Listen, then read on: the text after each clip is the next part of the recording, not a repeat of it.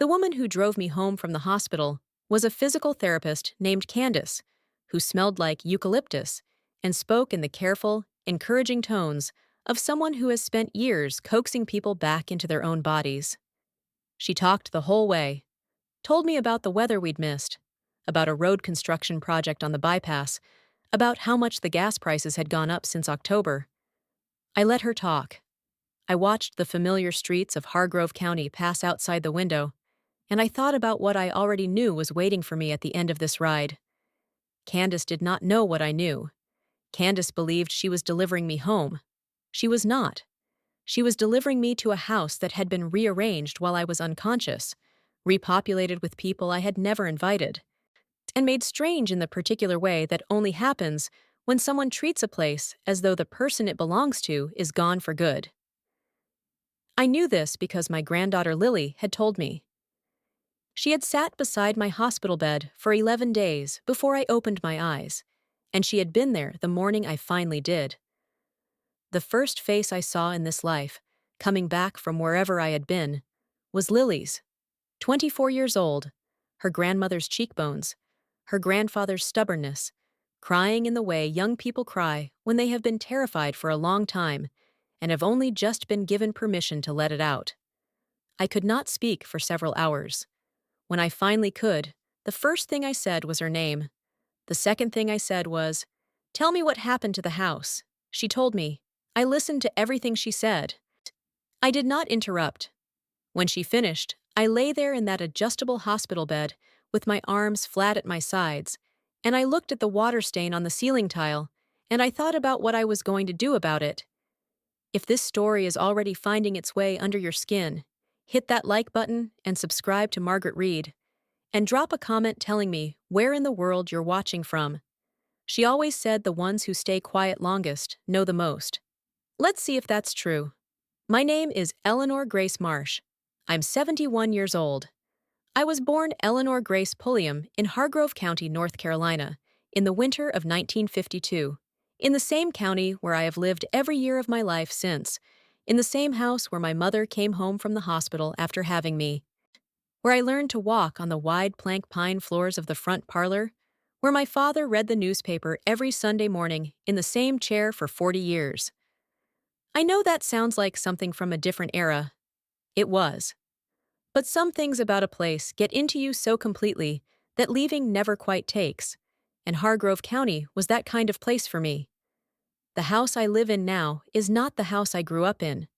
The house I live in now is the house my late husband, Robert Marsh, and I built together over the course of 32 years of marriage, starting from a piece of land on Caldwell Road that his father had left him, and that everyone in town agreed was not worth much. Robert's father had been a quiet man with large opinions about property, and a small talent for acquiring it at the right time. The land on Caldwell Road sat on a gentle slope above a creek, with an eastern exposure that caught the morning light through the trees, and a row of old white oaks along the back fence line that had been there since before the Civil War. Robert said we would build something worthy of those oaks. I said we would build something we could afford. We compromised. We built something that took us 12 years to finish properly, and that we spent the subsequent 20 years improving in the particular way that only happens when two people love a place and are willing to keep working on it. The kitchen was redone in 1994, the year Marcus started middle school. The back porch was enclosed in 2003, the year my mother died, and I needed somewhere quiet to grieve. The master bathroom was last renovated in 2017, during the year I retired from 40 years of teaching elementary school at Hargrove County Primary, and I told Robert I intended to spend the rest of my life taking long baths and reading novels, and he said that sounded exactly right.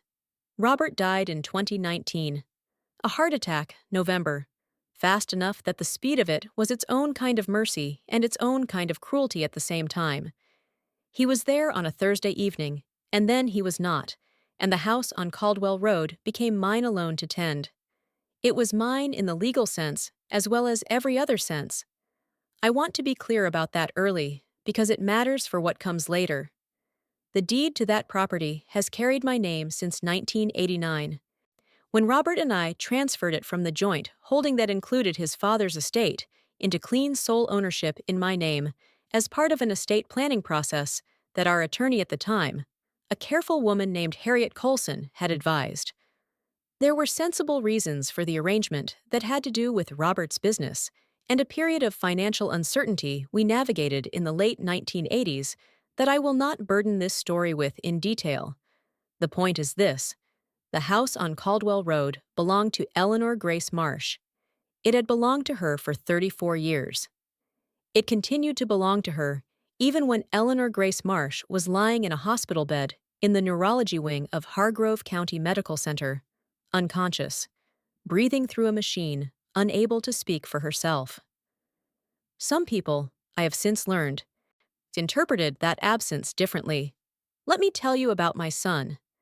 Marcus Robert Marsh was born in March of 1981, which means he entered the world during the last snowstorm of that particular winter, and the doctor who delivered him told me afterward that he had come out looking irritated about it, which turned out to be a fairly accurate preview of his general orientation toward inconvenience. He was a healthy, loud, beautiful baby, and I loved him with the unreasonable entirety that a person only loves their first child, the love that has not yet been tempered by experience or negotiated with reality. He grew up in that house on Caldwell Road. He learned to ride a bicycle on the flat stretch of driveway. He broke his wrist falling out of the lowest branch of the largest white oak, which Robert had specifically told him not to climb. And he spent 3 weeks in a cast that turned gray and fraying by the end and smelled terrible. He was a decent student, an indifferent athlete, an excellent arguer, and the kind of child who charmed adults easily and sometimes forgot to put the same effort into actually being worth charming. Robert used to say Marcus had a gift for the appearance of things. I used to tell Robert he was being uncharitable. In retrospect, we were both right.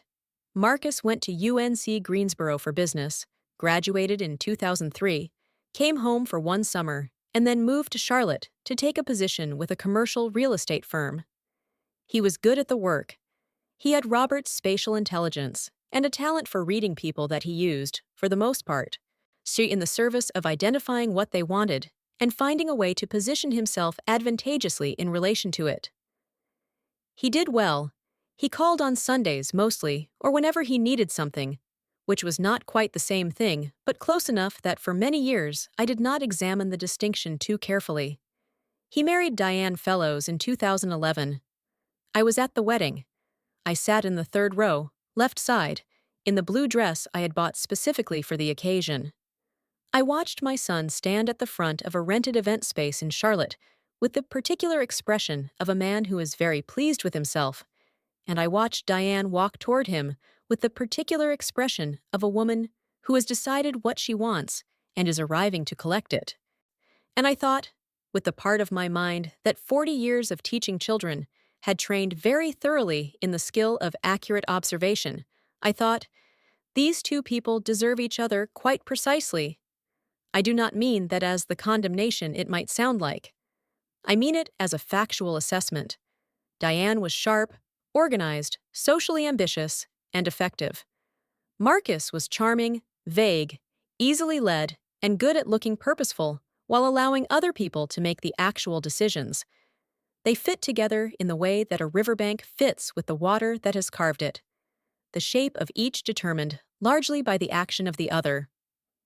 Diane Fellows Marsh was not cruel in any dramatic sense. She was something quieter and more efficient than cruel. She was strategic. She understood. With the instincts of someone who grew up without money in a family that talked about other people's money constantly, that comfort is a position that must be actively maintained. She understood that relationships are assets that can be cultivated or neglected or redirected. She understood that a mother-in-law with a house on Caldwell Road and a pension and a late husband's life insurance was a resource that could be managed. She managed me accordingly. For the first several years of their marriage, she was warm to my face. Not warmly warm, not the kind of warmth that makes you forget you are being managed, but correctly warm. She remembered my birthday. She sent Christmas cards with photographs of herself and Marcus, looking prosperous and happy. She asked about my health and the garden, and whether the arthritis in my hands was giving me trouble. And she listened to my answers with the patient attention of someone who is cataloging information rather than receiving it. I noticed. I am not someone who fails to notice things, but I told myself what mothers tell themselves, that the woman my son had chosen was doing her best, that she came from a different kind of family than the one I had raised, that people who have grown up feeling insecure about resources sometimes cannot help treating relationships like ledgers. I told myself these things, and I kept Sunday dinner available whenever Marcus was in town, and I kept my observations to myself, and I watched. My granddaughter Lily came from Marcus's first relationship. She, a woman named Carla, who had moved to Raleigh when Lily was 3, and had eventually moved entirely out of the picture by the time Lily was 7. Marcus and Carla's arrangement had never been formalized beyond a joint custody agreement that deteriorated quietly over a few years, and by the time Marcus met Diane, Lily was spending most of her time with me and Robert, while Marcus sorted out what he described as his professional situation and what I would have described as his habitual preference for someone else to handle things. I am not criticizing him. I am simply being accurate. Lily grew up in the house on Caldwell Road more than she grew up anywhere else. She knows every room of that house, knows the way the third step from the top of the staircase creaks in cold weather, knows which kitchen drawer sticks in humidity, knows that the morning light comes through the east-facing windows above the sink at an angle that makes the whole kitchen golden between 7 and 8 in summer. She used to do her homework at the kitchen table while I graded papers beside her, and we would work in the same comfortable silence that people develop when they know each other well enough not to need to fill every moment with sound. Lily is the reason I am alive. I want to say that plainly before I continue, because the rest of the story will make more sense if you understand it. I'm alive because my granddaughter drove 45 minutes to check on me one Tuesday morning in October because I had not answered 2 phone calls in a row, which she told me later was unusual enough to worry her. She found me on the kitchen floor of the house on Caldwell Road, beside the stove, now where I had been for somewhere between 6 and 8 hours according to the medical team's estimate. A cerebral hemorrhage, the kind that kills you if someone does not find you quickly enough. She found me quickly enough. She called 911. She rode in the ambulance. She sat in the emergency department waiting room for 4 hours alone before Marcus arrived. And she told me later, in the careful way she chose her words, when she was trying not to say something that would upset me, that he had seemed more flustered than frightened, that he had made several phone calls from the waiting room, that Diane had not come at all that first night, though she did come the next day, briefly, before returning to Charlotte for a work function that could not, apparently, be rearranged. I was unconscious for 11 days. In those 11 days, while my brain healed itself of an injury that my doctors told me afterward, I had perhaps 1 chance in 3 of surviving without significant damage. The house on Caldwell Road was not empty. Marcus had a key. He had always had a key because he was my son, and because I had never had reason to think carefully about what having a key might mean to a man with the habits of thinking that Marcus had developed, married to a woman with Diane's particular understanding of opportunity. Diane's parents arrived from Greensboro on the 3rd day of my hospitalization. Their names were Gerald and Paulette Fellows. Gerald was 68, recently retired from a career in middle management at a textile company, which meant he was a man accustomed to authority he no longer had, and looking for somewhere to relocate it. Paulette was 65, a woman who had spent 40 years arranging the domestic lives of the people around her, and was very good at it and very certain that her goodness at it entitled her to proceed without being asked. They came, Lily told me, supposedly to help Marcus while I was in the hospital. They did not leave. By the time I opened my eyes, 11 days after collapsing on my own kitchen floor, Gerald Fellows was sleeping in the master bedroom that Robert and I had shared for 30 years. Paulette Fellows had rearranged my kitchen. My mother's mixing bowls moved from the cabinet where they had lived for 2 decades. My cast iron pans hung in new positions. the spice rack reorganized according to a system I did not recognize. Their daughter Diane came and went from the house as though it were a hotel she had booked. Seed and their son-in-law Marcus, my son, my child, the person I had loved with unreasonable entirety since the night he came into the world in the last snowstorm of a hard winter. Marcus was sleeping in the guest room. He had given his mother's bedroom to his wife's parents. He had watched them move in and had not said anything to me because I was unconscious and because, I now understood, saying something would have required a kind of courage he has never quite developed. Lily told me all of this on the 10th day of my hospitalization, the day before I was strong enough to be moved from the neurology ICU to a step-down room. I sitting in the chair beside my bed with her hands folded in her lap and her face composed in the expression she had learned from me. The one that means I am telling you something difficult, and I am going to tell it to you straight, because I respect you enough to do that. She told me about Gerald and Paulette in the master bedroom. She told me about the kitchen reorganization. She told me about the conversation she had overheard between Diane and Marcus 3 days into my hospitalization, when Diane had said something to the effect that they should think seriously about what made sense long-term, and Marcus had responded in the non-committal way that passes for agreement when a man does not want to be responsible for the position he is taking. She told me that Diane had called the hospital twice, asking about my prognosis, and once asking about my living will. Lily said this last part in a voice that she kept very flat and even, and I watched her hands in her lap, and I thought about what it had cost her to sit in this room for 11 days, watching all of this happen, while I was not there to help carry it. "How long have you known?" I asked her. My voice was still rough from the breathing tube. I did not sound like myself. "Most of it, since the first week," she said. "I didn't want to worry you until you were stronger." "How are you?" I asked, which was not what she expected. She looked at me for a moment, and then her composure shifted the way water shifts when something breaks the surface. "I'm okay, Grandma," she said. "I'm really glad you're awake." I reached over and put my hand over hers. We sat like that for a while. "I'm going to ask you something," I said finally, "and I need you to trust that I know what I'm doing." She nodded. "When I come home," I said, "I'm not going to say anything, not right away. I need you to let me do this my way." She looked at me for a long moment. She has Robert's eyes, gray-green, the kind that go very still when the person behind them is thinking hard. "Okay," she said, "but Grandma—" "I know," I said. "I know what it looks like. I need you to trust me anyway." She trusted me. She has always trusted me. It is the kind of trust you build across decades of being actually trustworthy, and I do not take it lightly. Candace, the eucalyptus-scented physical therapist, pulled into the driveway on Caldwell Road at 2:15 on a Wednesday afternoon in early December. The old white oaks along the back fence had gone bare weeks ago. The sky was that particular shade of winter gray that makes everything look like a photograph of itself, slightly drained of color, slightly too still. My house looked the same from the outside. The flower beds needed putting to rest. I had been hospitalized before I could finish the fall work.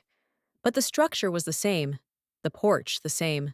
The 2 rocking chairs Robert and I had bought at an estate sale in 2001, still angled toward each other on the left side of the porch, the way they had been for 20 years.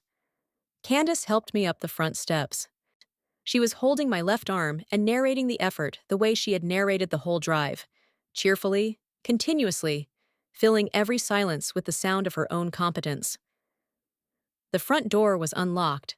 I registered this and filed it away.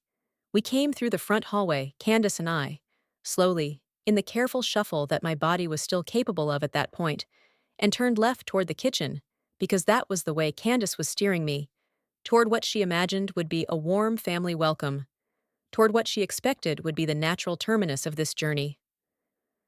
We came through the kitchen door. They were at my table.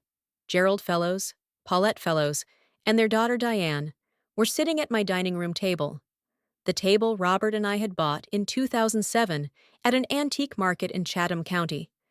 The one with the claw feet and the leaf extension and the ring stain on the far left corner. From the summer we had a dinner party, and someone set a wine glass down without a coaster, and I had been meaning to refinish that corner ever since. They were sitting at this table eating lunch. Paulette had made sandwiches. There was a pitcher of sweet tea.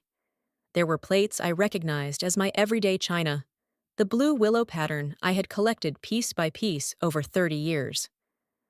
My son Marcus was standing at the kitchen counter with a glass of water in his hand.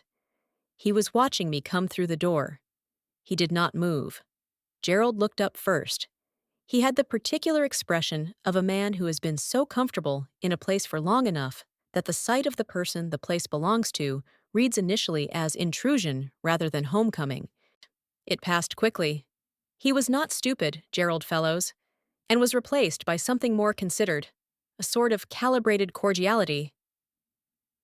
"Eleanor," he said, "good to see you on your feet." Paulette said, "Oh, we've been so worried," and started to rise from her chair. Diane did not move. Diane was looking at me with the particular blankness of a person whose next move depends on information they are still calculating. Marcus put his water glass down on the counter. He looked at me. I looked at him. There are things a mother understands about a child that require no explanation. I had looked at my son's face across 1,000 tables and 1,000 difficult moments, and I knew his face the way I knew the rooms of this house, the way I knew which drawer stuck and which step creaked. I saw, or was in the half-second before he composed himself into the expression of a relieved son welcoming his mother home, what was actually there. He was waiting to see what I was going to do. He was not relieved. He was not ashamed. He was calculating, the way he had always calculated, the way Diane had taught him to calculate more efficiently, the way a man calculates when he has made a series of choices that he knows are indefensible and is waiting to find out whether he is going to be held to account for them. I made my decision in that moment. I had already made it, in the hospital, when Lily told me. But it settled into something final and clear as I stood in the doorway of my own kitchen, supported by Candace's arm, looking at my dining room table full of people who had moved into my house while I was unconscious. I was not going to say anything. Not yet, not today. Not in a way that could be managed or deflected or explained away. Because I understood something that Gerald Fellows and Paulette Fellows and Diane Marsh and even my son Marcus, standing at that counter with his glass of water and his calculating silence, did not understand. They did not know what I knew. They did not know what Robert and I had spent 40 years building quietly, carefully, in the way that people build things when they understand that what you show the world and what you actually hold are not always the same. They did not know about the properties. They did not know about the accounts. They did not know about the decisions Robert and I had made together in the years before he died, sitting at this same table, across from each other, nay, with Harriet Colson's careful documents spread between us. They did not know who I was. And they had made the mistake, the particular comfortable mistake of people who have decided that an old woman in a hospital bed is a story that is already over, of not asking. I smiled at Paulette. I said, "Please don't get up on my account." I said, "I'm a little tired from the ride. I think I'll go lie down." I let Candace steer me toward the back bedroom, the guest room, my son's room now, where Lily had cleared space for me to sleep, and I did not look at Marcus again as I passed him.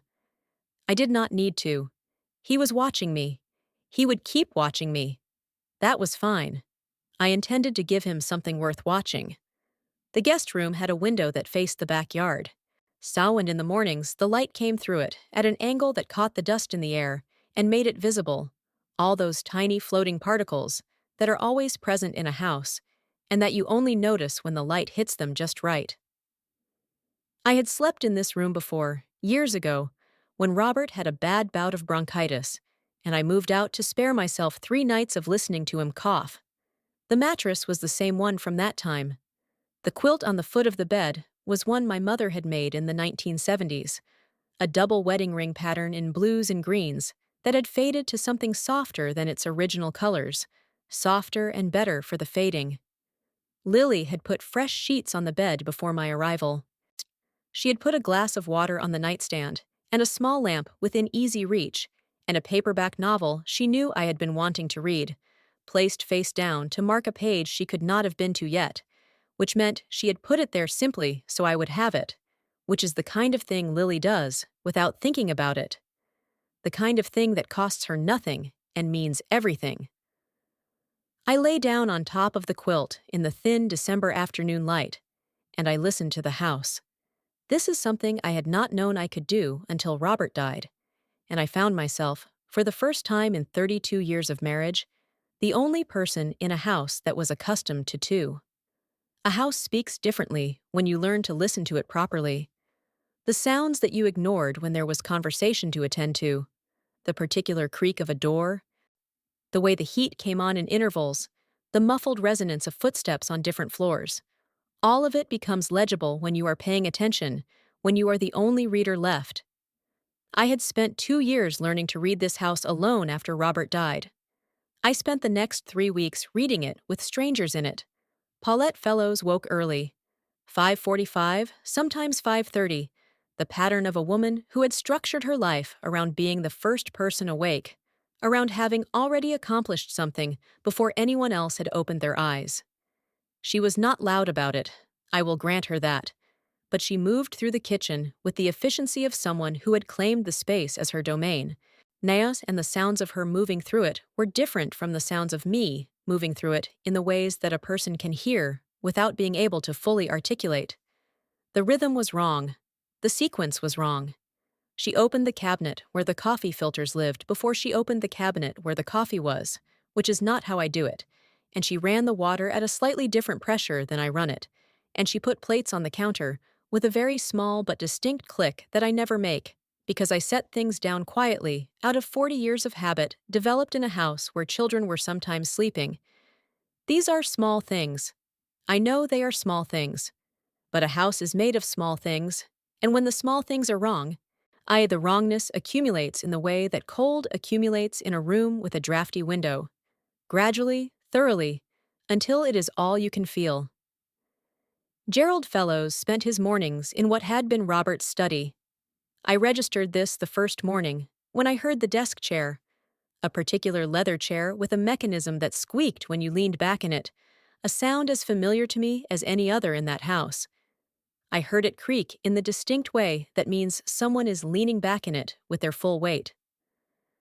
Gerald was not a small man. He leaned back in that chair several times each morning, and each time the mechanism spoke in the voice I associated with Robert working on his accounts or reading in the evenings, and each time I heard it, I had to sit for a moment with the particular quality of grief that is not sadness exactly, but is something adjacent to it, something that lives in the body rather than the mind. I did not say anything. I made myself tea each morning and brought it back to the guest room, and I sat in the chair by the window, and I watched the white oaks, and I made notes in the small journal Lily had left on the nightstand, along with the paperback. Not emotional notes, factual ones, dates, times, observations. The teacher's habit of documentation, kept alive in me for 40 years, and not about to stop now. Diane came and went. That was the nature of Diane. She arrived when it suited her purposes and departed before any awkwardness could become uncomfortable. She was in Charlotte most of the time, in managing her career with the focus of someone who has always understood that professional position is the only kind of security that cannot be taken away by someone else's decisions. She came on weekends mostly, and when she came, she brought the particular energy of a woman entering a space she has already mentally redesignated. She sat in my kitchen.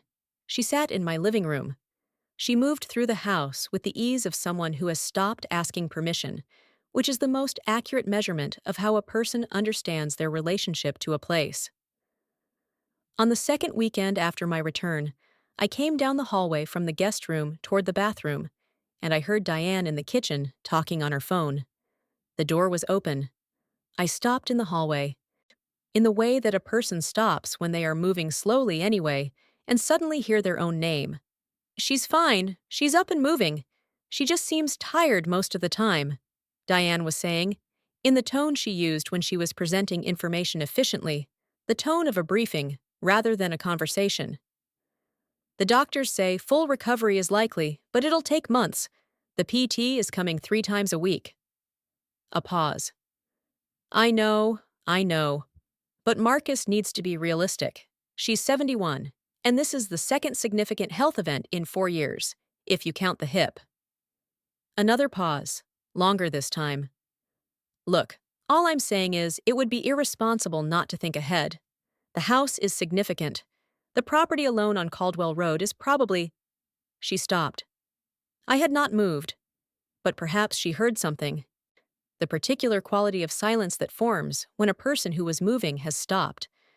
There was a brief, almost imperceptible shift in the sound coming from the kitchen, the kind you feel before you hear it. I'll call you back, Diane said, and the call ended.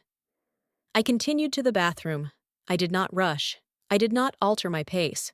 I moved at exactly the speed I had been moving, the careful shuffle of a woman still recovering, and I went into the bathroom, and I closed the door, and I stood at the sink with the water running, and I thought about what I had just heard.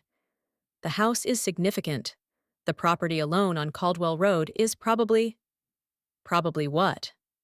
Probably more than they understood. Probably more than they had been told. Probably the largest uncomplicated asset in a situation they were already beginning, now with the comfortable confidence of people who do not yet know what they do not know, to plan around. I turned off the water. I dried my hands. I opened the door and went back down the hallway to the guest room. I picked up my journal and I wrote down what I had heard, with the date and the approximate time, and the words as precisely as I could remember them. Then I made a phone call of my own, from the guest room, with the door closed and the volume low. Harriet Colson retired in 2016, but she had passed her clients to a younger attorney in her firm, a woman named Patricia Avery, who had taken over my file with the same careful thoroughness that Harriet had brought to everything. Patricia was 43, precise in the way of someone who has made precision her professional identity, and she understood immediately, when I called her, why I was calling. I had a feeling you'd be in touch once you were home, she said. Tell me everything is still where it should be, I said. Everything is exactly where it should be, she said. None of it has been touched. Nothing is vulnerable. I breathed slowly. I want to review it, all of it, not on the phone. Of course, whenever you're ready. Give me 2 weeks, I said. I need to be steadier on my feet first. Take the time you need. Eleanor. She paused in the way that people who are professionally careful pause when they are about to say something that exceeds the professional frame. None of this is accessible to anyone but you. I want to be very clear about that. I know, I said. I just want to see it with my own eyes. I want to stop here and explain something, because the story will not make proper sense without it. Robert Marsh was, to the outside eye, a man who worked in agricultural supply for 30 years, and who, upon his retirement, appeared to have the comfortable but unspectacular financial position of someone who had worked steadily and saved carefully and ended his working life with a paid-off house and a modest pension. This is what Marcus believed. This is what Diane believed. This is what the Fellowses believed, in the way that people believe the version of a story they have been given access to, because they did not think to look further, and because the version they had been given was sufficient to explain the surface of what they saw. The surface of what they saw was an old woman in a house on Caldwell Road, with a flower garden and a pension, and a daughter-in-law's polite attention. What they did not see was what Robert and I had spent 30 years building underneath that surface, with the particular patience of people who grew up in families where money was discussed in private and not displayed in public, where the value of a thing was not measured by whether other people could see it, where the deep financial decisions of a life were made quietly and documented carefully and guarded with the specific vigilance of those who understand that visibility is a form of vulnerability. Robert had an instinct for land. I am not able to explain it any more clearly than that. It was a quality he had inherited from his father, and that expressed itself. Over the years, we were married in a series of property acquisitions that looked, individually, like modest local investments, the kind of thing a careful man does when he has some extra capital and a preference for tangible assets. A parcel of commercial frontage on Route 18, purchased in 1991 for a price that seemed reasonable at the time, and that appreciated steadily as the town expanded toward that corridor over the following 15 years. A tract of mixed-use land in a neighboring county that we bought as agricultural land in 1997, and that was rezoned for development in 2009, at which point Robert navigated the resulting situation with a patience and precision that I still consider one of the more impressive things I ever watched him do.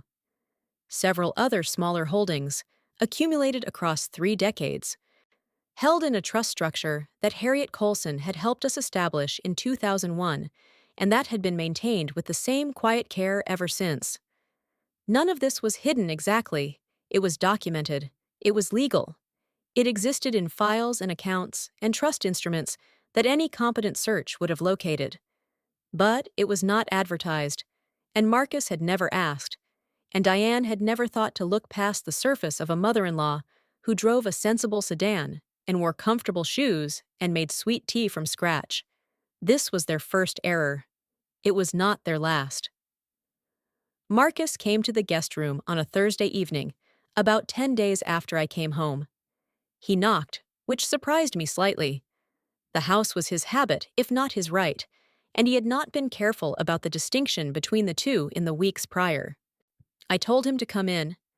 He came and sat in the straight-back chair by the door, the one that had been in that room since we bought the house, and that has never been comfortable, which is probably why it has survived unchanged for 30 years. No one ever felt inclined to spend long enough in it to wear it out. He sat in it, and he looked at me, and he did a thing he has done since he was a small boy, when he is about to say something he knows I will not find straightforward. He led with something else entirely. He asked how I was feeling. He asked about the physical therapy. He told me that Candace had seemed good, competent, that it seemed like things were going well with the recovery. He talked about the winter weather we'd been having, one about a pipe under the kitchen sink that he'd noticed was dripping slightly, and that he was planning to get someone in to look at. He talked about all of these things with the careful thoroughness of a man filling time, and I sat in the bed with my back against the headboard, and I listened, and I let him talk. When he finally ran out of preamble, there was a silence. "Mom," he said. "Marcus," I said. "I want to—" He stopped. He looked at his hands. This is another thing he has done since childhood, the looking at the hands when the words won't arrange themselves correctly. "I want to talk about the situation." "What situation is that?" He looked up. With Gerald and Paulette. And everything.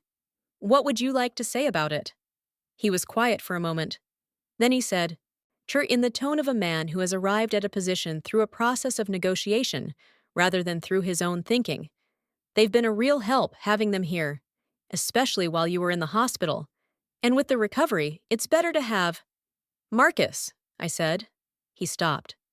"You gave your father's bedroom to your wife's parents while I was unconscious." He looked at me.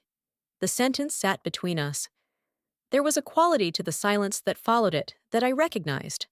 The quality of a silence that forms when something true has been said in a room where everyone was hoping it wouldn't be.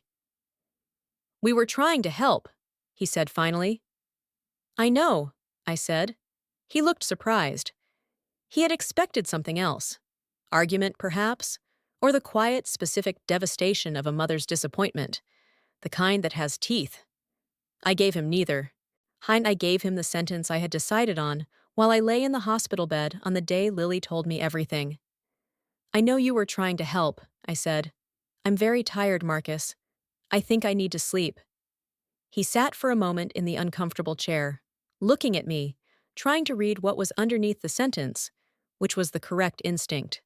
There was a great deal underneath it, but it was not visible from where he sat, and I had spent 40 years teaching children that the most important skill a person can develop is knowing the difference between what they can see and what they cannot. He stood up. He said goodnight. He left. I waited until I heard his footsteps reach the other end of the hallway, and then I picked up my phone and I sent Lily a text. Can you drive me somewhere next week? Not the hospital.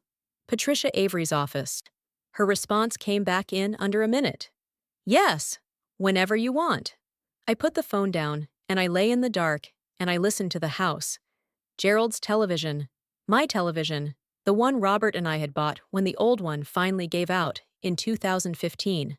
The one with the slight dimness in the lower right corner of the screen that the repairman said was not worth fixing, was audible through the ceiling of the guest room, the one that backed up against the master bedroom above. Gerald watched the news every night at 10. I could hear the cadence of the anchors, not the words, just the cadence, the particular rhythm of broadcast speech, coming down through the floor of the room where my husband had slept for 30 years, and that I had slept in alone for 4 years after him, and that was now occupied by a man named Gerald Fellows from Greensboro, who had arrived in my house uninvited and had not, in 10 days, been asked to leave. I did not think about Gerald Fellows very long. I thought about Patricia Avery's office, and the files that waited there, and the specific shape of what I owned, and what I had decided, and what I had not yet decided, and I thought about my son in the room at the end of the hallway, and the calculating silence he had offered me when I came through the kitchen door, and I thought about Diane on her phone, saying the property alone on Caldwell Road is probably. She did not know what the property on Caldwell Road was worth. She did not know about the commercial frontage on Route 18, which had been under a long-term triple-net lease for 11 years, with a tenant whose business was doing well enough that the renewal conversation, which Patricia had flagged for me before my hospitalization, was going to be favorable. She did not know about the tract in the neighboring county, or the trust structure, or the accounts that fed it, or the current value of any of it. She knew what she could see. She had assessed it with the efficiency she brought to everything, and she had arrived at a number, probably, and she was planning around that number with the confidence of someone who does not know that they are planning around the wrong figure. I closed my eyes. Outside, the December wind moved through the white oaks. We and the branches made the sound they always make in that wind, the particular scraping, whistling sound that I have heard from every room of this house for 30 years, that I heard the night Robert died and the night Lily was born, essentially, in the emergency that preceded her proper arrival, and the night Marcus called to tell me he was getting married, and every ordinary night between those nights. The sound of those oaks in wind is the sound of this house continuing. It has always made me feel that things will hold. I let it hold me now. The following Tuesday, Lily drove me to Patricia Avery's office in the county seat. She did not ask what the meeting was about. She drove the way she drives when she is being deliberately calm, both hands on the wheel, radio low, offering conversation without requiring it. When we arrived, she said she would wait in the car, and I said she should come in. She looked at me. "You should know all of this," I said. "You're the one who found me on the floor." She came in. Patricia Avery had the kind of office that communicates competence through restraint. Nothing ornamental, nothing wasted. Clean lines and good light and files, organized with the thoroughness of someone who understands that a piece of paper in the wrong place can cost a person everything. She stood when we came in, shook my hand and then Lily's, and then we sat down, and she opened the file that had my name on it, and she walked me through everything. It took an hour and 40 minutes. When it was finished, Lily sat very still for a moment. I watched her face, which she was keeping carefully composed, in the way she has learned from me. I watched her take the full measure of what she had just heard, and I watched her arrive at the understanding of what it meant, not just the financial understanding, but the other understanding, the one about what had been sitting in this file while Gerald Fellows slept in the master bedroom, and Diane said probably on the phone. "Grandma," she said finally. "I know," I said. "They have no idea." "No," I said. "They don't." She was quiet for another moment. Then, "What are you going to do?" I looked at Patricia.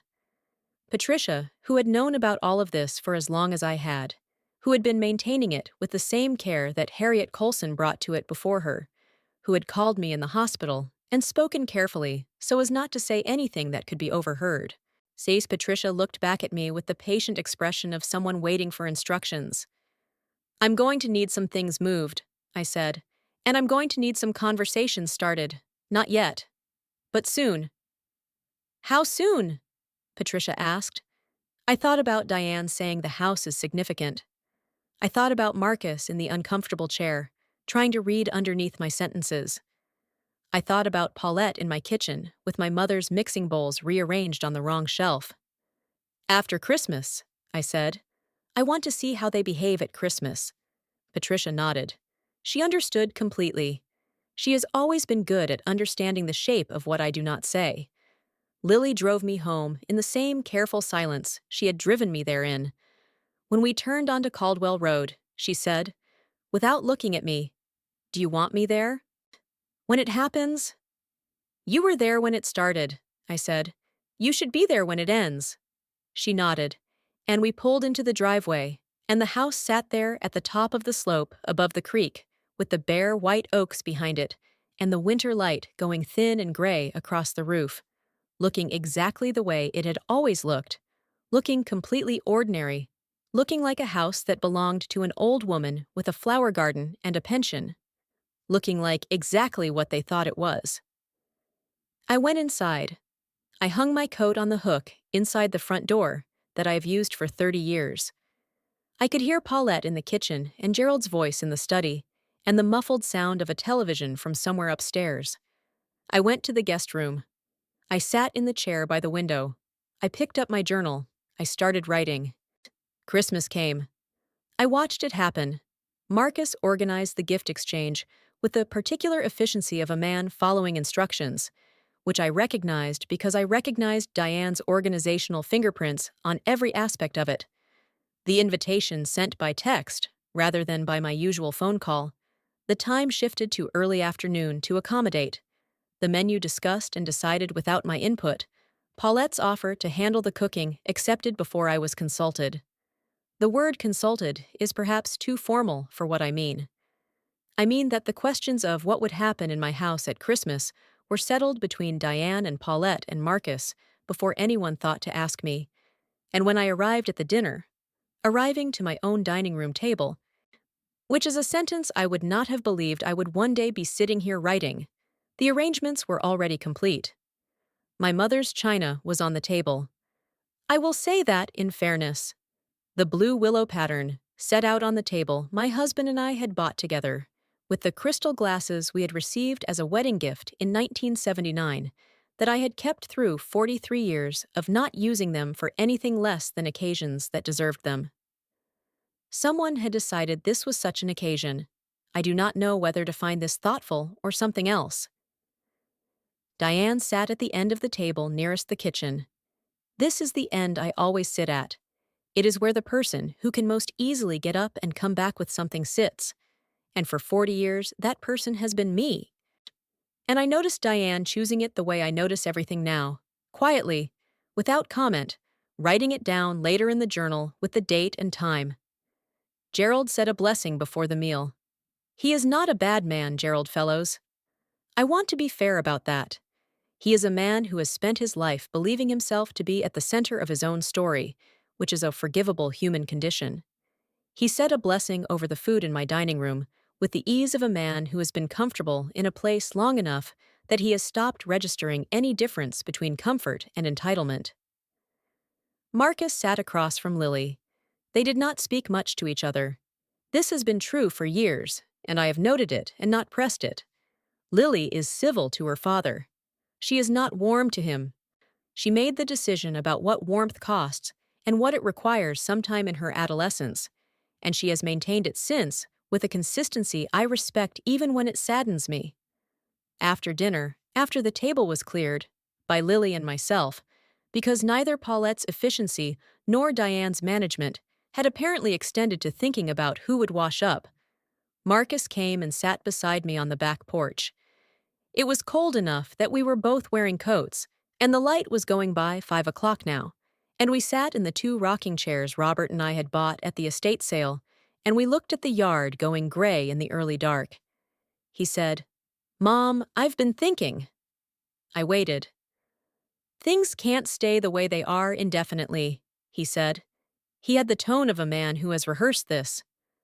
"I mean, with the house, and with your health, and everything." "What are you thinking?" I said. "Diane and I have been talking," he said, "about what makes sense, long term." There it was, long term. The same word Diane had used on the phone. I had been waiting for it. "Tell me what you've been thinking," I said. He shifted in the rocking chair, the way he shifts when he is uncomfortable, when the words he has been given do not quite fit in his mouth. "It would make sense," he said carefully, "for the house to be, for us to think about how the house gets managed, going forward, given your age and your health and—" "My age," I said. "I'm not trying to be—" "Tell me what you're proposing, Marcus." A pause. "Diane thinks it would make sense to look at some formal arrangement, where the house is concerned, to protect everyone." Protect everyone. I sat with that for a moment. The white oaks in the dark backyard were invisible now, only audible, the familiar winter sound of the branches. "That's interesting," I said. He looked at me. He was trying again to read underneath my sentences, and failing again, because what was underneath my sentences was not available from where he was sitting. "We could talk to someone," he said. "An attorney, maybe, to get a sense of what the options are." "That's a good idea," I said. He blinked. He had expected resistance. The absence of it confused him, which was precisely what I intended. You think so?" "I think it's always sensible to understand your options," I said. "I'll reach out to Patricia Avery. She knows my affairs thoroughly. She'd be the right person to talk to." Another pause. Something shifted in Marcus's face. A calculation being run, a reassessment. He did not know Patricia Avery well. He knew her name, vaguely, as my lawyer. He did not know the contents of the files in her office with my name on them. He did not know what she knew. "Okay," he said slowly. "Yeah, that makes sense." "I'll call her after the new year," I said. "Let's enjoy the holiday." He nodded. We sat there for another few minutes in the cold, and then he went inside, and I sat alone on the back porch of my house in the dark December evening, and I listened to the white oaks, and I let myself feel, for just a moment, the full weight of what I was carrying. It was not grief exactly. It was something more complicated. The particular sadness of seeing a person you have loved completely arrive at an understanding of who they actually are, an understanding you have resisted for years, because love resists it, because love prefers the version of a person it first assembled from hope and attention, and all the small true moments that constitute a life. Marcus was not a bad man. He was a man who had learned to let others take the risk and share the comfort, who had found a partner whose ambitions aligned with his preferences, who had looked at his unconscious mother's house and allowed himself to be persuaded that allowing a rearrangement was simply being practical. I had raised him. I had chosen him first in the hierarchy of my love. I still did, but I had also spent 40 years in a classroom watching what happened when children were not held accountable for the shape of their choices, and I knew, with the certainty of long professional experience, that love without accountability is not actually love. It is permission. I was not going to give him permission. I went inside. I said goodnight to Gerald and Paulette and Diane. I kissed Marcus on the cheek. I went to the guest room and I sat in the chair by the window and I opened my journal to the next blank page and I wrote the date and I wrote the word Christmas, and underneath it I wrote 3 sentences. He said, "Long-term, formal arrangement. Protect everyone." I said, "Good idea, Patricia Avery." He doesn't know what Patricia Avery knows. I closed the journal. I turned off the light. Outside, the white oaks moved in the winter dark, exactly as they had moved for decades, exactly as they would keep moving. They had been there before this house. They would be there after it. A long view, if you know how to take it. high changes the quality of what you are willing to wait for. I closed my eyes and I waited. The call came on the 4th of January. Not from Marcus, from Diane. She called my cell phone at 9:15 in the morning, a Tuesday, while I was in the kitchen making tea. I looked at her name on the screen, and I stood for a moment at the counter with the kettle in my hand, and I made a decision about how to answer. Then I answered. "Eleanor," she said, and her voice had the specific register of warmth that she used when she wanted something, the warmth that was calibrated rather than felt. "How are you feeling? Happy New Year?" "Happy New Year," I said. "I'm feeling much better, thank you." "That's wonderful. We've all been so relieved." A beat. "Listen, I wanted to follow up on what Marcus mentioned at Christmas. About the conversation with your attorney." "Of course," I said. "I was planning to call Patricia this week." "Wonderful. We just want to make sure, we want to be involved in that conversation, Marcus and I, if that's okay. So we can all be on the same page." "Naturally," I said. "I'll let you know when she has availability." "Great. Great." Another beat, and in it, I could hear the slight recalibration of a person who had expected more resistance and was adjusting their approach to account for its absence. "And Eleanor, I just want to say, Marcus and I really do want what's best. For everyone. We want you to feel supported." "I know you do, Diane," I said. I poured the boiling water over the tea. I listened to it settle. "I'll be in touch," I said, and I ended the call. I took my tea to the guest room. I sat down. I picked up my phone again, and I called Patricia Avery. "It's time," I said when she answered. "The New Year conversation?" she said. She had been expecting this. "Yes. I want you to set up the meeting they're asking for. All of us together, Marcus and Diane included." "And what do you want the agenda to be?" I thought about Marcus on the back porch, saying formal arrangement, saying protect everyone. I thought about Diane on the phone, saying probably. I thought about Gerald in Robert's chair, and Paulette in my kitchen, and my mother's mixing bowls on the wrong shelf. "I want them to understand their options," I said. "All of their options, including the ones they don't know they have." Patricia was quiet for a moment. Then she said, "I'll need about a week to prepare." "Take two," I said. "I want everything ready before they walk through the door."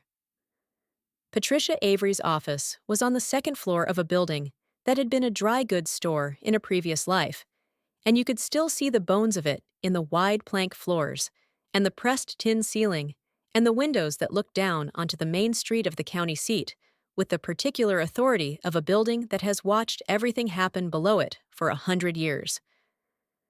I had been going to that office since Harriet Colson occupied it, which was 1987, which means I have been climbing those stairs for 36 years, which means I know which stair creaks and which door to the waiting room swings instead of pushes, and how the afternoon light moves across Patricia's desk in a way that makes her look, for about 45 minutes each day, as though she is sitting inside a painting. I arrived 15 minutes early. Lily drove me.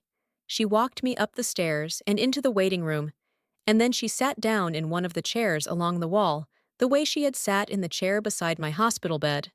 Present, steady, not requiring anything from me, available for whatever came next. She had dressed carefully that morning. I noticed it when she arrived to pick me up, the particular care of someone who understands that how you present yourself in a room is information you are giving to other people before you have said a single word. She was wearing a gray blazer I had not seen before, and her grandmother's pearl earrings, the ones I had given her when she turned 21, and that she keeps in a small box on her nightstand and wears only when she wants to feel the weight of something real. I had dressed carefully, too. I want to be precise about this because it matters. I was wearing the navy wool dress I had bought 2 years ago for a colleague's retirement luncheon, the kind of dress that communicates that the person wearing it has not, despite what anyone might have assumed, been diminished by recent events. I had done my hair properly for the first time since coming home from the hospital. I was wearing the small diamond studs Robert had given me on our 25th anniversary. They are not large diamonds. They do not need to be. Patricia came out of her office to greet me. She looked at me and then at Lily, and something passed between us that did not require language. The acknowledgement of two women who had spoken plainly to each other on the telephone and who understood precisely what the next hour was going to accomplish. "They're not here yet," she said. "They won't be early," I said. She nodded, as though this confirmed something she had already assumed, and went back into her office to wait. Marcus and Diane arrived together at 2 minutes past the hour, which is to say they arrived as people arrive when they are trying to appear punctual without the vulnerability of being early. Diane was in a dark blazer, not unlike Lily's in color, but very different in intent. Diane's blazer was a professional blazer, the armor of someone accustomed to business meetings, someone who has arrived at many tables where something was at stake and who has learned to present herself as the person who already knows what the outcome will be. She came through the door and saw Lily first, and something moved across her face that she controlled very quickly. She had not expected Lily to be there. She had expected, I think, to walk into a meeting between Marcus and Eleanor and a lawyer, a meeting that could be managed, that could be kept in the channels she had already dug for it. Lily sat in the waiting room chair with the pearl earrings and her grandmother's composure, and looked at Diane the way she looks at things she has already made her peace with, which is to say clearly, steadily, without hostility and without pretending. "Lily," Diane said, in the tone of a person incorporating an unexpected variable. "Diane," Lily said. "Marcus." Marcus looked at his daughter and at his mother, and at the room he was in, and the particular expression that moved across his face. Then was one I recognized from 30 years of watching him calculate. He was revising. He had walked in with a version of this meeting in his head, the version Diane had scripted, the one that ended with a formal arrangement, a managed transition, the house positioned for what came next. And he was now, at the door of the waiting room, being made aware that the version in his head was not the one he had walked into. He did not say anything. He kissed my cheek. He sat down. Patricia came out a moment later and said she was ready for us. We arranged ourselves around the conference table in a configuration that I had thought about but not directed. Patricia at the head, me to her left, with Lily beside me, Marcus across from me, with Diane beside him. The geometry of it was not accidental, though I had not managed it. The room had a particular logic, the way rooms do when the people in them have come for different reasons, and the furniture knows it. Patricia thanked everyone for coming. She said she understood we were here to discuss some matters relating to my estate and my property and my plans going forward, and she said she thought the most useful thing she could do was to begin by making sure everyone had a complete and accurate picture of the situation before any other conversation happened. She said this in the tone of a professional establishing the terms of engagement, which is to say she said it in a way that did not invite debate about whether it was a good idea. Diane opened her mouth slightly, the preparatory movement of a person who is about to redirect the frame. Patricia continued before she could. She opened the file. She turned it so that the relevant documents faced Marcus and Diane across the table. She began.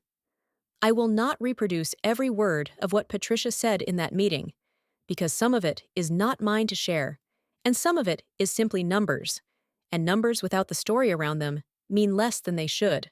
What I will tell you is this.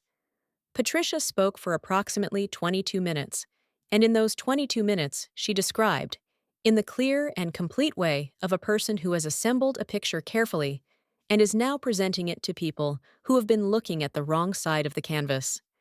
The actual shape of what Robert and I had built over 30 years of marriage. She described the property on Caldwell Road, which was not, as Diane had been in the process of calculating, an asset whose value could be estimated by a drive down the street and a comparison with neighboring houses. She described the commercial frontage on Route 18, the terms of the triple net lease, the renewal conversation that had been pending at the time of my hospitalization, and that had been finalized, as of the third week of December, on terms that Patricia presented without commentary, but with the particular stillness of someone who knows what they are placing on the table. She described the tract in the neighboring county. She described the trust structure. She described the accounts. She described what I had decided to do with all of it.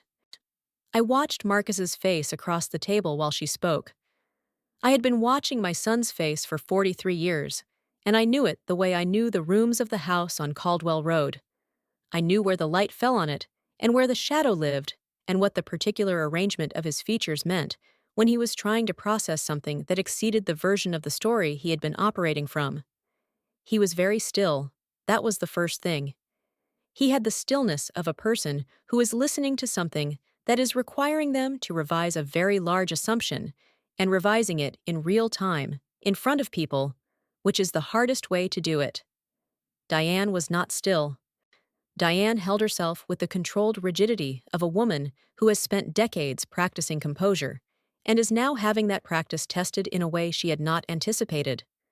Her hands were flat on the table.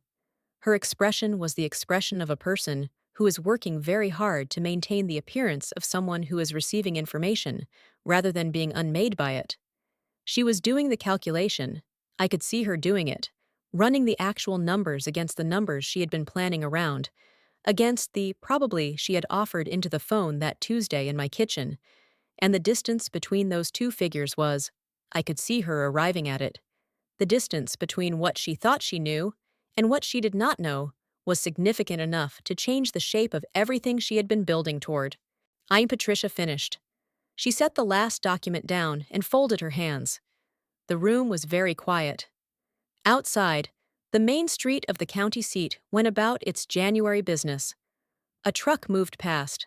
Someone's phone rang in a neighboring office and stopped. The pressed tin ceiling absorbed the silence the way old ceilings do, the way rooms absorb things they have witnessed for a very long time. Diane spoke first. I had known she would. I think, she said, in the careful voice of a person choosing each word with the deliberateness of someone walking across ice. There may be some confusion about what Marcus and I were hoping to discuss today. I don't think there's confusion, Patricia said pleasantly. I think today's meeting was always intended to ensure that everyone understands the full picture. That's what we've done. We weren't asking about all of this, Diane said, and her hand moved toward the documents with a gesture that stopped short of touching them, the instinct of a person who has been trained that the things on a lawyer's table are not yours to touch until invited. We were asking about the house, just the house. The house is part of the picture, Patricia said. It wouldn't make sense to discuss it separately. Marcus was looking at me. He had been looking at me for several minutes. I met his eyes, and I held them, and I did not give him anything to read in mine, which was the most honest thing I could offer him. Not coldness, not anger, not accusation, simply the absence of the legibility he was looking for. He wanted to know what I was going to do. He had been wanting to know that since the afternoon I came through the kitchen door and found his wife's parents at my table. I had been deciding. Marcus, I said. He blinked. Do you have questions? A pause. He looked at the documents Patricia had laid out, and then back at me, and I watched the thing in him that has always found it easier to be led than to lead. The thing that has looked for a larger will to follow since he was a boy. Look for it now and find, perhaps for the first time clearly, that the will he had been following had led him here, to this table, to this particular quiet devastation. Mom, he said. His voice was different from the voice he had used at Christmas, on the back porch, saying long-term and protect everyone. The rehearsed quality was gone. What was left was something closer to the voice of the boy who had broken his wrist in the white oak and come to the back door holding his arm, with his face very white and very young. I didn't know. I know you didn't, I said. Why didn't you tell me? It was a fair question. I had thought about how I would answer it, because I had known he would ask it.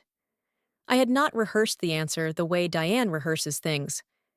I had simply sat with the question until I understood what I actually thought. Because you didn't ask, I said. In 43 years, Marcus, you have never asked me a direct question about what your father and I built. Not one. You accepted what you could see, and you didn't look further, and I chose, for a very long time, to interpret that as disinterest rather than strategy. I'm not certain anymore which it was, but you didn't ask. He was silent. This was also true, and he knew it was true, and the knowing sat on him visibly, the way a true thing sits on a person who has spent years successfully not knowing it. And Diane asked, I continued, turning to look at her, but she asked the wrong questions. She asked what things were worth, not what they meant. That's a different kind of not knowing. Diane looked at me. Her composure was intact. I will grant her that. She is formidable in the way of someone who has built themselves into a fortress and knows all the walls. But inside the composure, there was something I recognized from 40 years of watching children's faces. The particular stillness of someone who has been seen accurately and is deciding whether to acknowledge it. She did not acknowledge it. Eleanor, she said, and her voice had the quality of a negotiation being redirected. Whatever we thought or didn't think, what matters now is going forward.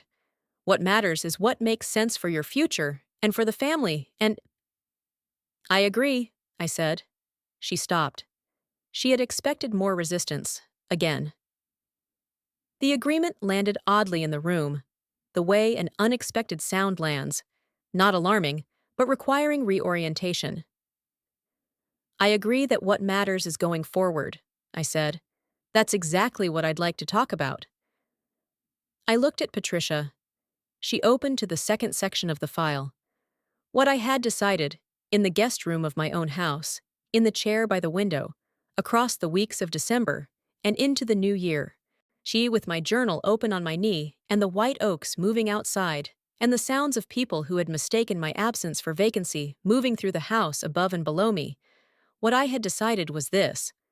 The house on Caldwell Road would be transferred into a trust. Not the existing trust, a new one, established specifically for this purpose, with terms that I had thought through carefully with Patricia's help, and that were designed with the same precision that Harriet Colson had brought to everything she built for me. The trust would be administered by Patricia's firm. The house would remain mine to occupy for the remainder of my life, in the full sense of that word. Mine to occupy, mine to determine who else occupied it, mine to maintain as I chose, mine in every way that a house is a home rather than a property. Upon my death, or in the event of my incapacity as defined by terms I had spent several hours refining, the house would pass to Lily. Not to Marcus. To Lily. The commercial properties and the trust accounts would be restructured according to a plan Patricia and I had developed that I will not detail here, because it is not relevant to what I want to tell you about what happened in that room. What is relevant is the provision for Marcus, which was not nothing, and was not what Diane had been calculating. It was fair. It was carefully considered. It was what a person receives when their parent has thought seriously about what they have contributed and what they have cost, and has arrived at a number that reflects both of those things honestly. Marcus would know, when he heard the number, that it was fair. That was intentional. I did not want to punish him. No, I wanted to be accurate. Punishment is about the person doing the punishing. Accuracy is about the truth of the situation. I had spent 40 years teaching children to understand the difference. Patricia read through the provisions. She read them clearly and without emphasis, in the neutral tone of a lawyer presenting information, and I watched Marcus's face as he understood what he was hearing. Watched it move through the stages that a face moves through when it is processing something large. First, the literal comprehension, then the implication, then the full understanding of what the implication means for the version of the future he had been building toward. When Patricia finished, Diane said, "This isn't what we came here to discuss." "I know," I said. "Marcus has a right to—" "Diane." My voice was not raised. It has not been raised in this whole account, and it was not raised now. I want you to understand that. The particular strength I am describing to you is not the strength of volume or of anger or of theatrical revelation. It is the strength of someone who has had a very long time to understand what they hold and has decided how to hold it. Marcus has a right to exactly what I have given him. No more and no less. I have been very careful about that. You can have Patricia review it with your own attorney. I would encourage it. I believe you will find that it is fair. She looked at me. The fortress was still intact, but the quality of light behind it had changed, the way light changes when something large has shifted outside the walls. The Fellowsies, I said. Gerald and Paulette. Marcus flinched slightly. They'll need to make their own arrangements, I said. I would ask that they be out of the house by the end of January. That gives them 3 weeks, which is more than enough time to make comfortable arrangements. I paused. I'll be needing the master bedroom back. I've been in the guest room since I came home from the hospital, and I'm 71 years old, and I would like to sleep in my own bed. The room was very quiet again. Lily was sitting beside me, and she had not moved or spoken since the meeting began. She is a young woman of extraordinary restraint. She sat with her hands in her lap and her grandmother's pearl earrings, and she looked at her father across the table, with the expression of someone who has been waiting for a very long time for something true to be said out loud, and who is now in the presence of it. Marcus said, "Mom, I'm sorry." I looked at my son. I looked at the face I had known for 43 years, the face I had watched in the light of 1,000 different mornings, the face of the baby who had come into the world in the last snowstorm of a hard winter, and whose first sound was not crying, but something closer to indignation, as though the world had failed to meet his expectations of it. I was not angry at him. This is the thing I want to say most carefully, because it is the thing most likely to be misunderstood. What I felt when I looked at Marcus in that moment was not anger. It was something more complicated and more permanent. It was the particular grief of loving someone precisely and seeing them precisely, at the same time, with the same eyes, without being able to separate one from the other. He had allowed his wife's parents to sleep in my husband's bedroom. He had sat in the kitchen with a glass of water and watched me come through the door and calculated. He had come to the back porch at Christmas and said long-term and protect everyone with someone else's words in his mouth. He had not asked, in 43 years, a single direct question about what I held, because the asking would have required him to acknowledge that he did not already know, and acknowledging ignorance has always cost Marcus more than it costs other people. He had done all of this, and he was also my son. Both of these things were true simultaneously. They would go on being true. "I know you are," I said. "I believe that. What can I—" He stopped. He started again. "What do you need from me?" "I need Gerald and Paulette out of my house," I said. "I need to sleep in my own room. I need the kitchen put back the way it was." I paused. "And I need you to understand that going forward, if you want to know something about my affairs, you ask me directly. You ask me as your mother, not through your wife's plans and not through conversations you hope I'm not hearing." He nodded. His eyes were bright in the way that his eyes have been bright since he was a child, when he is trying not to cry in front of people, which he has always considered an indignity. I have always considered it a dignity, the trying. It costs something. "Okay," he said. "Okay, Mom." Diane had not spoken again. I looked at her. She was looking at the documents on the table, the documents that described the actual shape of what I had built, the distance between what she had been calculating and what was real. Her hands were still flat on the table. Her face was still composed, but the calculation behind it had changed. I could see it changing, the way you can see a building changing before anything visible shifts, when something in the foundation has moved. "Diane," I said. She looked up. "I don't hold this against you," I said. "You made assessments based on what you could see. That's reasonable. It's what I would have done." I paused. "What I would ask is that going forward, you make your assessments based on asking rather than assuming. I'm not a difficult person to talk to directly. I've never been." She was quiet for a moment. Then she said, in a voice that was smaller than her usual voice, that had the quality of something that has been compressed by a long day, rather than expanded by it, "I understand." It was not an apology. I did not require one. An apology would have required her to articulate what she had been doing, and I did not need her to articulate it. I needed her to stop. Patricia brought the meeting to a close with the efficiency that makes her valuable, summarizing the key points, explaining the timeline, asking Marcus and Diane whether they had any questions they wanted to address before they left. Diane asked 2 questions, both practical, both the questions of a person who has accepted the terms and is now managing within them. Marcus asked nothing. He sat with his hands on the table and looked at the document that described what I was leaving to Lily. And then he looked at me, and then he looked out the window at the street below. We left together, all 4 of us, down the stairs. Patricia's building shares with the insurance office next door. On the sidewalk in the January cold, Marcus stopped. He put his arms around me. He held on.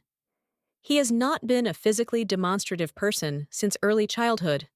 Another habit Diane had not helped him with, or perhaps a habit that preceded her. But he held on in the way of someone who has needed to hold on for a while and has only now found the right moment.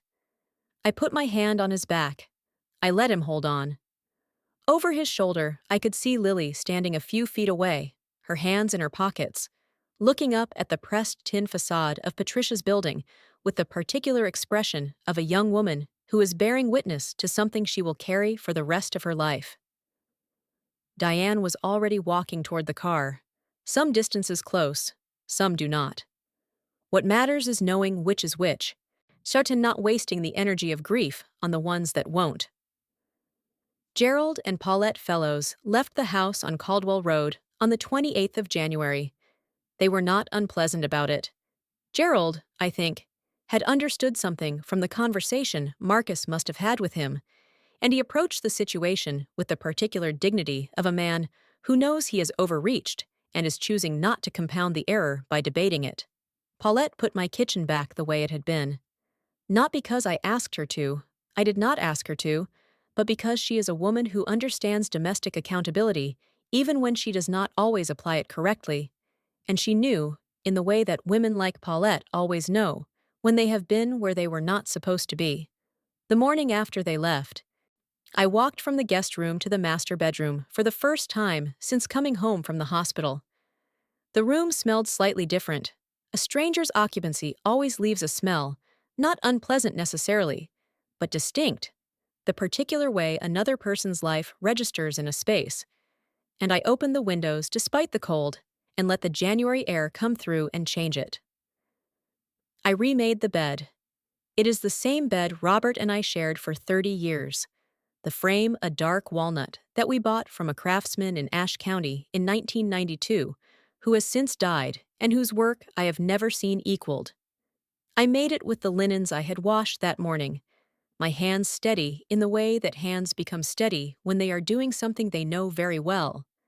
And I stood in the cold air of my own room, and I looked at the bed and the window that faces east, and the particular quality of morning light that has been coming through that window for 30 years.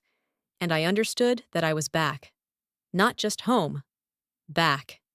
There is a difference. Lily came for dinner that Friday.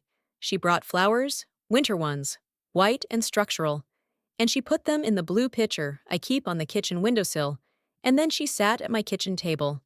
The table where things had been different. The table at which Diane and Paulette had eaten my food on my china with my sweet tea. And she sat there the way she has always sat there, easy and present, like someone who knows she belongs. We made soup. We talked while we made it. The way you talk when you are moving around a kitchen together. The comfortable half-conversation that does not require full attention because the other person's presence is attention enough. She asked about how I was sleeping.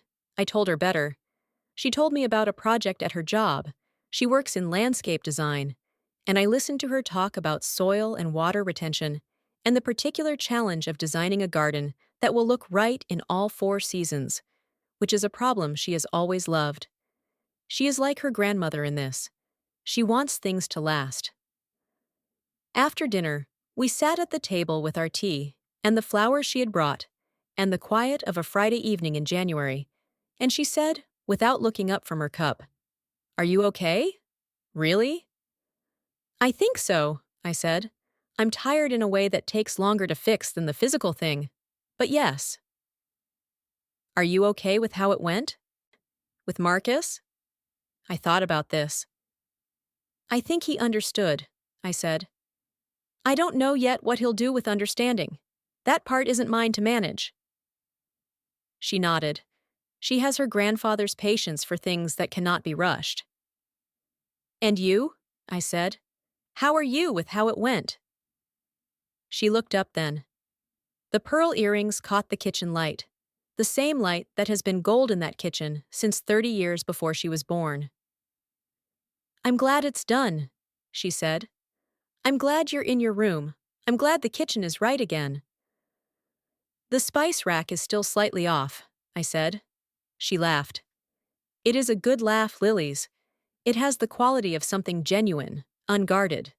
The laugh of someone who has not learned to perform laughter instead of feel it. I heard Robert in it, which I hear sometimes, and which I receive the way I receive all the things in the world that continue after the person who made them has gone, as evidence, as confirmation, as the particular comfort of understanding that the things that matter do not stop. I want to tell you where things stand now, because the shape of where things stand is the shape of the story. And the story should be honest to its end. Marcus calls on Sundays. He called before any of this happened, and he calls now. And the calls are different in a way that is hard to articulate, but that I understand. He asks now. That is the simplest way I can say it. He asks about my health, and about the garden, and about the Rotary Club luncheon I went back to in February, and about Lily's project, and about whether the pipe under the kitchen sink got looked at. And he asks these things in the voice of a person who wants to know the answers, rather than a person checking items off a list. It is a difference that lives in the quality of the silence between the questions. He and Diane are fine, as far as I can tell. They are two people whose relationship is built on the mutual recognition of each other's competencies, and that kind of relationship survives revelation better than more romantic arrangements sometimes do, because it was never built on illusion. Diane knows more now than she did. She has redistributed what she knows, in the way she redistributes all information, into a new plan. The new plan includes me differently than the old one did. I'm not warm toward her. I'm civil. I think that is the honest word. She did what she did, and I did what I did, and we have arrived at a relationship that is defined by mutual, accurate understanding, rather than by affection, and I have found that this is, in certain ways, more sustainable than what came before it. There are no performances required on either side. We know what we are to each other. That is something. The Fellowsies send a card at Christmas. I send one back. Gerald had his hip replaced in March, and I sent flowers to the hospital. I am not without compassion for them. They are older people who were invited into a situation and who behaved within it in the way they had been accustomed to behaving all their lives, which is to say with more entitlement than they had earned and more comfort than they had been offered. They are not villains of this story. No one in this story is a villain. That is the thing I want you to understand most carefully, because the stories that divide the world into villains and heroes are almost always lying to you about the actual texture of living. What happened because people made choices they thought they could make and found out that they were wrong. What happened next happened because I had spent a long time knowing what I held and had decided how to use it. Those are the only facts that matter. The house on Caldwell Road is mine. The white oaks are still there. The kitchen is back to rights, the spice rack mostly correct.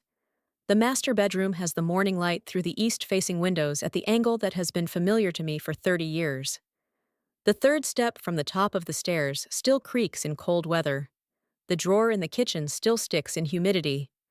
Everything that should be the way it has always been is the way it has always been. Lily comes for dinner on Fridays. We make soup in the winter, and in the summer, we sit on the back porch until the light is gone, which in July is very late. She will inherit this house. She already knows it in the way of someone who will one day be its custodian, which is not ownership exactly, but something more intimate. The knowledge of a place that lives in the body rather than the deed. The way I know it. The way Robert knew it. The way a house becomes a house through the accumulation of people who have loved it carefully over a long time. I am still in physical therapy, twice a week now instead of 3 times. Candace has been replaced by a younger man named Devon, who does not narrate the whole drive, but who has a very good understanding of how recovery actually works, which is slowly and unevenly, and with setbacks that are not failures, but simply the nature of the process. I'm getting stronger. I'm sleeping well. I tend the garden on days when the weather cooperates, which in North Carolina means more days than you might expect, even in the gray months. I have started writing things down, not just in the journal, which I kept through everything, and which sits in the drawer of the nightstand in my own room. Other things, the history of this house, and the decisions Robert and I made, and the way we made them, and what we understood about the value of things, and the visibility of them, and the importance of building something with more intention than you display. I do not know what I am writing exactly.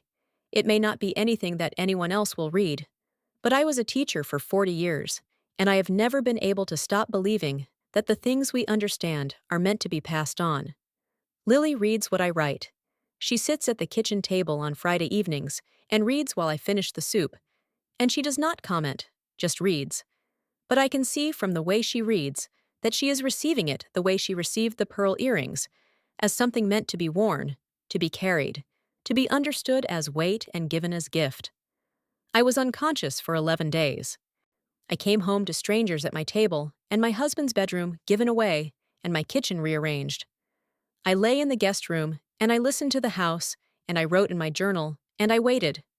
I sat in Patricia Avery's office, and I let the actual shape of things become visible to the people who had been planning around the wrong version of it. I did not raise my voice. I did not deliver speeches. I finished my tea. I made my calls. I trusted the long years of quiet building and the woman it had made me. I went home. I made the bed. I'm sleeping in my own room now.